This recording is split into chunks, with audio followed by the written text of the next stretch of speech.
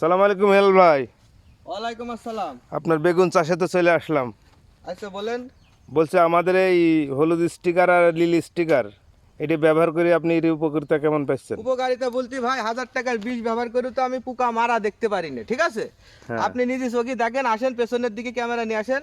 এই দেখেন কি পরিমাপ জাব পোকা আর কি পরিমাপ হচ্ছে মাছি পোকা পড়েছে, আপনি একটু দেখেন, নিজে চোখে দেখেন। হ্যাঁ দেখছি। দেখেছেন এই দেখেন কত বড় বড় পোকা পড়েছে, দেখেছেন? হ্যাঁ এগুলা এগুলো কিন্তু তো সব আমাদের আবার ক্ষতিকারক। চাষি ভাইদের দেখাতে হবে যে সবগুলা এর ক্ষতিকর, উপকারিতা কিরকম। ঠিক আছে? আচ্ছা সামনে আসেন। এই দেখেন হলুদ স্টিকারটা দেখেন, হলুদ স্টিকারটা দেখেন কি পরিমাপ পোকা পড়েছে, দেখেছেন? এই দেখেন কি অবস্থা দেখেন।